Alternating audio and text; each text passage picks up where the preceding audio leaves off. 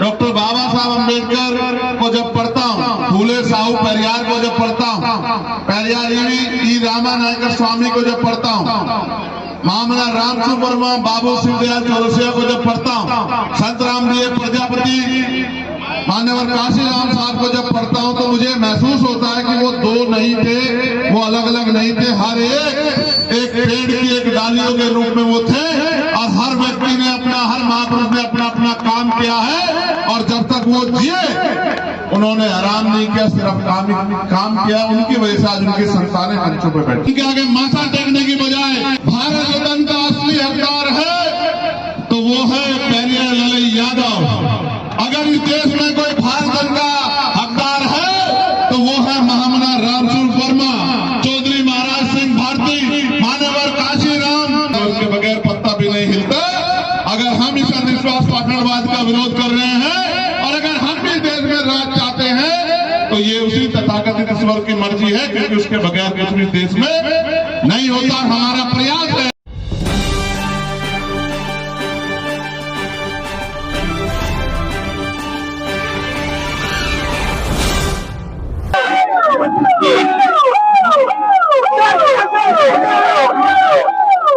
Advocate Chandrashekhar Azad ji से विनम्र निवेदन है। कार्यक्रम में मुझे बुलाने के लिए छोटे भाई विजेंद्र यादव जी का मैं धन्यवाद करता हूं। जिस टीम ने इतना अच्छा कार्यक्रम आयोजित किया है उन सबका धन्यवाद करता हूं।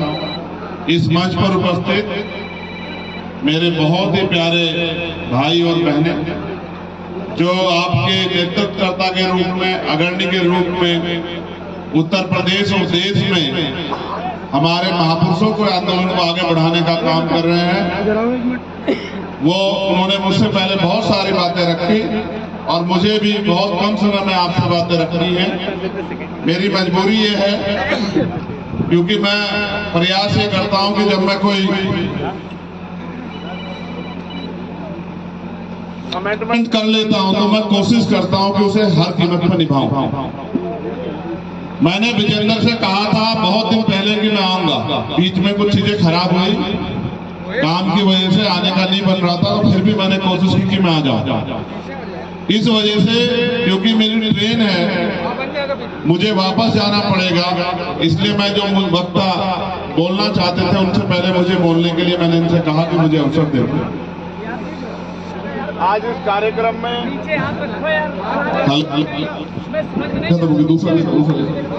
हेलो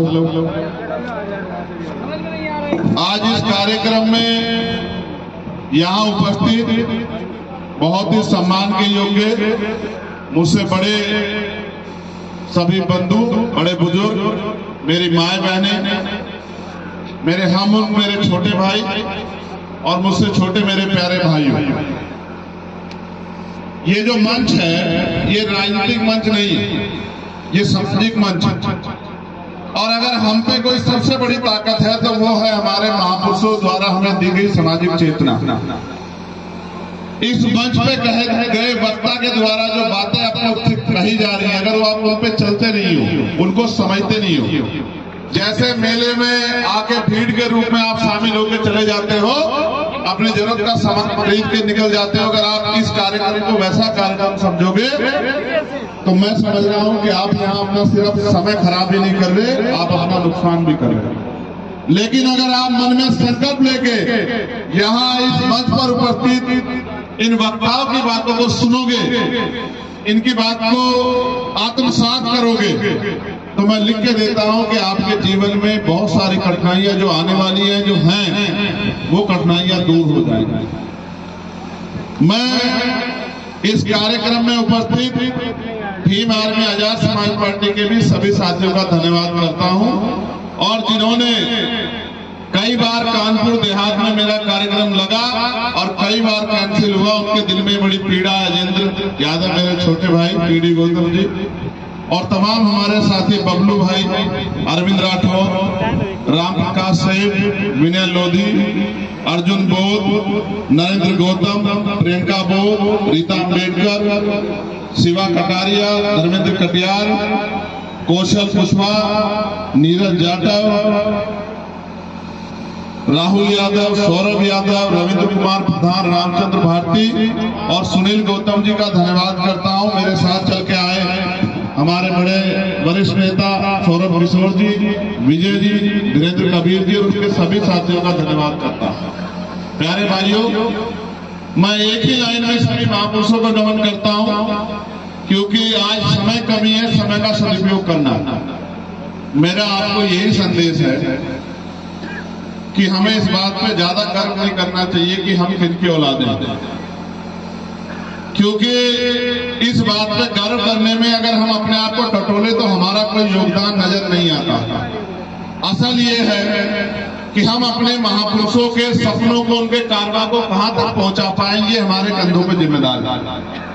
मैं डॉक्टर बाबा साहब अम्बेडकर को जब पढ़ता हूँ, फूले साहू पेरियार को जब पढ़ता हूँ, पेरियार ई रामा नायकर स्वामी को जब पढ़ता हूँ, मामला रामचंद्र वर्मा, बाबू शिवदयाल चौरसिया को जब पढ़ता हूँ, संत रामदेव प्रजापति, मान्यवर काशी राम साहब को जब पढ़ता हूँ, तो मुझे महसूस होता है कि वो दो नहीं थे, वो अलग अलग नहीं थे। हर एक पेड़ की एक डालियों के रूप में वो थे, और हर व्यक्ति ने हर महापुरुष ने अपना अपना काम किया है। और जब तक वो जिए उन्होंने आराम नहीं किया, सिर्फ काम किया। उनकी वजह से आज उनकी संतानें मंचों पर बैठी। अभी मेरे छोटे भाई जो हमारे जिला कार्यालय प्रभारी है, मैंने उनका नाम पढ़ा, लिखा हुआ विनय राजपूत। तो मैंने उनसे पूछा कि विलोदी हैं? अभी बुलाकर मैंने पूछा, कहा हाँ। तो मैंने कहा बहुत अच्छी बात है। मैं सिर्फ ये बात इसलिए कह रहा हूं कि इस देश में जाति है और जाति के आधार पर ऊंच नीच। आप आज के बाद सब लोग अपने आप को, अपनी जाति छिपाना एक तो बंद कर दें, क्योंकि ये ना तो जाति आपके महापुरुषों ने बनाई और ना ही इस जाति को छिपा के या इस जाति पे गर्व करके आप कोई किसी का भला कर सकते हो। एक तो जाति के आधार पर अपना मनोबल गिराना बंद कर दो, क्योंकि जब तक आप जाति खत्म करने वाली ताकत ना बन जाओ, तब तक जाति के आधार पर अपने आप को छोटा बड़ा समझ के अपना मनोबल कम करने का काम जो है आपको बंद कर देना चाहिए। इसी में आपकी भलाई।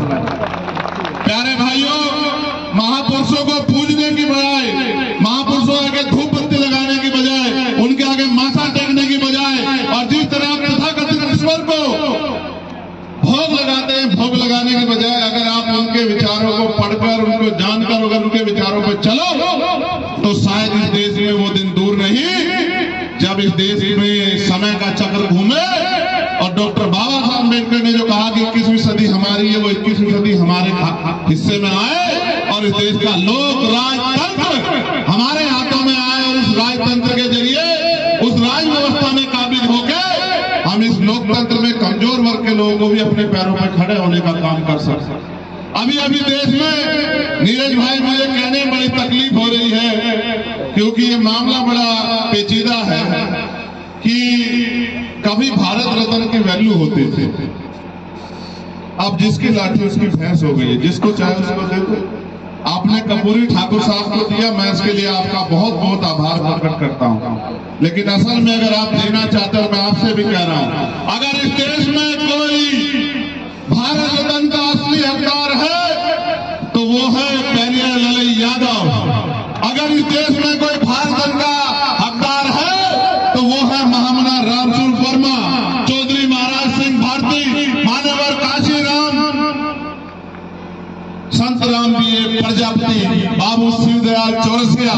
अगर कोई वास्तविकता भारत रत्न का हकदार है तो वो है डॉक्टर फरीदी। अगर कोई है तो वो है चौधरी चरण सिंह, जिनके काम, जिनके कर्म, जिनकी योजना, जिनकी नीति, जिनका जीवन अपने लिए नहीं, इस देश के कमजोर हक वंचित समाज के लिए थे।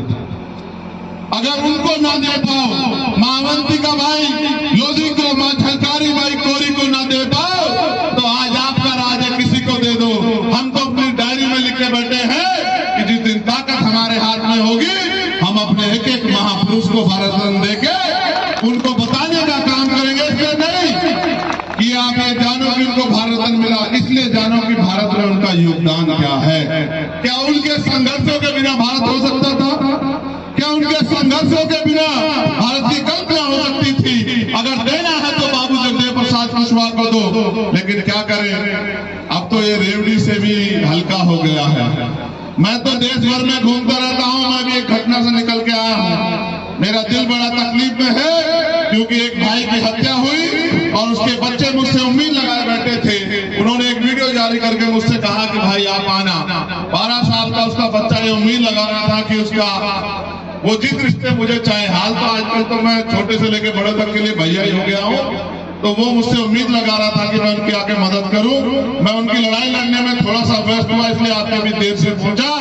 अगर वो लड़ाई ना होती तो मैं 4-6 घंटे आपके बीच बैठ के और ये प्रयास करता कि आप में से यहाँ आया एक भी साथी आज वैचारिक क्रांति से दूर हुए बगैर ना रह पाए। आज वैचारिक का साया आपके अंदर भर दिया जाए, और जब आप यहाँ से घर लौटो तो अपने अपने घर में जाकर अंधविश्वास पाखंडवाद को मुंह तोड़ जवाब देने का काम करो। लेकिन मुझसे पहले हमारे सभी भाइयों ने अपनी अपनी बात को रखते आपको तैयार किया होगा।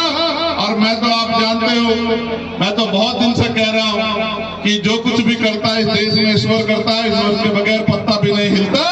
अगर हम इस अंधविश्वास पाखंडवाद का विरोध कर रहे हैं और अगर हम भी देश में राज चाहते हैं तो ये उसी तथाकथित ईश्वर की मर्जी है, क्योंकि उसके बगैर कुछ भी देश में नहीं होता। हमारा प्रयास है कि उनकी इस इच्छा को भी हम जल्दी पूरी कर दें। यहाँ हमारी इस मंच वाली टीम के साथ साथ आप भी उतने ही सम्मानित है जो नीचे बैठे हैं, क्योंकि ये कुछ सीखना नहीं चाहती। ये वो वाली जमात है जो सीखना नहीं चाहती, और ये वो वाली जमात है जो सीखना चाहती है। जो अपने आप को सर्वश्रेष्ठ मानता है वो इधर बैठता है, और जो अपने आप में कमी आंकता है वो सामने बैठता है। मैं आपको धन्यवाद देता हूँ, क्योंकि लड़ाई बहुत बड़ी है, एक दिन में खत्म नहीं होगी मेरे साथियों। ये मुझे पता लगा जब नीरज भाई ने कहा कि मामला रामसूर वर्मा जी की धरती है। ये दो महापुरुषों की धरती है। इस धरती से क्रांति होनी चाहिए। इस धरती से चाहे ईवीएम हो या तमाम तरह से जो सरकारी संस्थानों को बर्बाद करने की कसम भारतीय जनता पार्टी ने खाई है, उसके खिलाफ भी क्रांति का ऐलान होना चाहिए। और मैं जिम्मेदारी से कहता हूँ आपको कि बहुत जल्द हम लोग ईवीएम के खिलाफ इतना बड़ा आंदोलन करेंगे कि सरकार ईवीएम के द्वारा वोटों की चोरी करना जो है उसके ख्वाब देखना भी बंद कर देगी।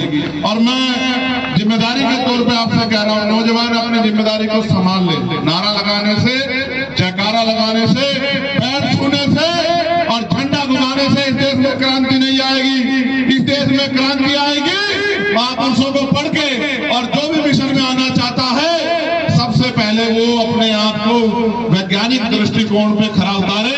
पहले वो पढ़े लिखे कर की कसौटी पे आए, तब वो मिशन में आए। वरना आप खुशी खुशी आ तो जाओगे, 2, 4, 6 महीने में जब आप इस लड़ाई को लड़ नहीं पाओगे तो वापस भाग जाओगे, तो आप अधूरे रह जाओगे। पहले महापुरुषों को पढ़ो, और मिशन में अगर आना चाहते हो तो सबसे पहले पढ़ो राष्ट्रपिता ज्योतिबा फूले को, फिर पढ़ो साहू जी महाराज को, फिर पढ़ो बाबा साहब अम्बेडकर को, फिर पढ़ो अर्जक संघ को, फिर पढ़ो मान्यवर काशीराम साहब को, और फिर आओ मिशन में। एक ऐसा कोहिनूर तैयार होगा जो मनुवाद का मुकाबला डंके की चोट पे करेगा किसी भी कीमत पे। क्योंकि अगर आप वैचारिक कसौटी पे मजबूत नहीं हो तो कहीं भी पद, प्रतिष्ठा, अवसर और बिकने का मौका मिलेगा तो आप बिक जाओगे। इसलिए मैं नौजवानों से कहना चाहता हूँ, आज वास्तविकता में हालात ऐसे कि लोकतंत्र खतरे में है, संविधान खतरे में है, और वो दिन दूर नहीं कि हमें उस गुलामी अंधेरे में जाना पड़े जिस अंधेरे से हमारे महापुरुष हमें निकाल के लेके आए हैं। इसलिए मैं आपसे कहना चाहता हूँ, मेरे प्यारे भाइयों, नौजवान साथियों, मुट्ठी तान लो, कमर कस लो, ऐलान जंग हो चुकी है, और अब हम इस देश में गुलामी की बेड़ियां काटने के लिए तैयार हो चुके हैं। किसी भी कीमत पे महापुरुषों के कारवा को रुकने नहीं देंगे, और किसी भी कीमत पे बहुजन समाज में जो एकता एक मत पे दिख रही है उस एकता को टूटने नहीं देंगे। मेरा वचन है आप लोगों को कि जितना प्रयास हमसे होगा हम इस बहुजन आंदोलन को एकता के धागे में पिरोने का काम करेंगे, और जो कमी खामी रह जाए हम और आप मिलकर पूरी कर लेंगे। इस तरह से वो अपने आंदोलन के प्रति समर्पित हैं, आप भी अपने आंदोलन के प्रति समर्पित हो जाओ। जब तक आप इसके अंदर समर्पण, त्याग, संघर्ष की भावना नहीं पैदा होगी तब तक हम उनका मुकाबला नहीं कर सकते। उनके पास मीडिया है, उनके पास माफिया है, उनके पास मनी है। ऐसा नहीं कि वो बस वो अपने काम को जिम्मेदारी से कर रहे हैं, समर्पण से, और हम लोग अपने काम को समर्पण से नहीं कर रहे हैं। हम संख्या में भी उनसे भारी हैं। आप महसूस करो, हजारों हजारों साल की गुलामी एक बटन को दाबने से कर सकती है। अगर मान से गुलाम हो गए हो तो अलग बात है। मैंने तो एक कहानी सुनी थी कि बचपन में हाथी के पैर में जब वो छोटा बच्चा होता है तो एक लोहे की संकल महावत बांध देता है। वो पूरे जोर लगाता है, जितने जोर उसमें, वो संकल को तोड़ नहीं पाता। और जब हाथी बड़ा हो जाता है, चाहे वो बड़े से बड़े विशाल वस्तु को गिरा दे, तब उसके पैर में एक इतनी मोटी संकल की बजाय एक छोटी सी बेड़ डाल दी जाती है। लेकिन उसमें मानसिक गुलामी इतनी हावी होती है कि वो उस बेड़ को तोड़ने की हिम्मत नहीं कर पाता, ना भी कभी प्रयास करता। हम इस गुलामी की बेड़ियों को काट सकते हैं। आज इस देश में लोकतंत्र है, संविधान है, अधिकार है। हम अपनी बात को कह सकते हैं और हम अपने लोगों को तैयार कर सकते हैं। नेता इस लड़ाई को नहीं लड़ सकते। इस लड़ाई को तभी लड़ा जाएगा जब आप लोग तैयार हो जाओगे, जब सामने वाले भी ऐसे हो और इधर सामने बोलने वाले भी ऐसे और सुनने वाले भी ऐसे हो। जब दोनों चक्के एक जैसे होंगे तब मिशन तेजी से आगे बढ़ेगा। पता नहीं मोदी जी की बुलेट ट्रेन तो आएगी नहीं आएगी, लेकिन बहुजनों की बुलेट ट्रेन इस देश में आने वाली है। आप लोग कमर कस लो। मंडल कमीशन की अधूरी सिफारिशें भी पूरे होंगी और प्रमोशन में रिजर्वेशन भी मिलेगा, नौकरियां भी मिलेगी, रोजगार भी मिलेगा और साधन संसाधन में बंटवारा भी होगा। आने वाला समय हमारा है, घबराओ मत। बस मुठ्ठियां तान के तय कर लो कि हम इस देश में गुलामी की बेड़ियां काट के ही रहेंगे। मैं प्रशासन के लोगों का बहुत धन्यवाद करूंगा, पुलिस के लोगों का और ज्यादा धन्यवाद करूंगा। ये इस प्रदेश में सबसे ज्यादा बेचारे हैं। इनको पहले 200 रुपए साइकिल भत्ता मिलता था, अब बढ़ा के 500 कुछ रुपए कर दिया, वो भी नहीं देते बेचारों को। और आप विश्वास करो, धुलाई भत्ता 180 रुपए है जो कपड़ा धोते हैं। मैं इनकी बहुत चिंता करता हूँ। मैं सोचता हूँ कि जल्दी से जल्दी इनकी 8 घंटे की ड्यूटी सुनिश्चित कर दे और हफ्ते में इनको 1 दिन छुट्टी दे। इनको भी स्वाभिमान सम्मान के साथ प्रदेश की सेवा करने का मौका दें और जो उनकी ड्यूटी है उसको ये लोग जिम्मेदारी से निर्वहन कर पाए। अभी तो सब लोग पीड़ित हैं, एक एक का नंबर आ रहा है। अभी पहला मानव रहित थाना शायद गुजरात में बन गया है। ये दिन दूर नहीं, आज तो इनकी लाठियां कमजोरों की पीठों पे पड़ती हैं। वो दिन दूर नहीं, कल इनको ये कह दिया जाए कि नौकरी खत्म, आप भी जाके घर में खेलो, मौज करो, बहुत दिन नौकरी कर ली। मैं इनसे भी कहना चाहता हूँ कि ये भी याद रखें कि संविधान है तो नौकरी है, संविधान है तो अधिकार है, संविधान है तो स्वाभिमान सम्मान है। इसलिए गुलामी जैसा जीवन मत जियो, संविधान के हिसाब से काम करो। आप यहाँ उपस्थित हो, मैं आपको और ज्यादा समय नहीं दे पाऊंगा। मैं दोनों भाई हाथ जोड़ के आपसे आज के लिए माफी चाहूंगा। आज आप मुझसे जिद मत करना। अगर मेरे पे काम की जिम्मेदारी नहीं होती, विश्वास करो मेरे खून का एक कतरा आपके लिए समर्पित है। मैं गोली खा के भी सुरक्षा की जिम्मेदारी नहीं लेता हूं, मैं इसलिए आपसे कह रहा हूं। लेकिन आज क्या करूं, अब अपने यहाँ तो मोदी भी नहीं और अमित शाह भी नहीं, और जैसे कांग्रेस में राहुल गांधी और खड़गे जी हैं वो भी मैं ही, सब कुछ अपने यहाँ तो अभी मैं ही हूँ। मगर मैं कोशिश कर रहा हूँ कि मैं न रहे और हम सब लोग सामूहिक नेतृत्व हमारा आगे बढ़े। मैंने लक्ष्मण भाई से भी कहा है कि लड़ने वाले लोगों को लड़ने वालों के साथ रहना चाहिए, इधर उधर नहीं घूमना चाहिए।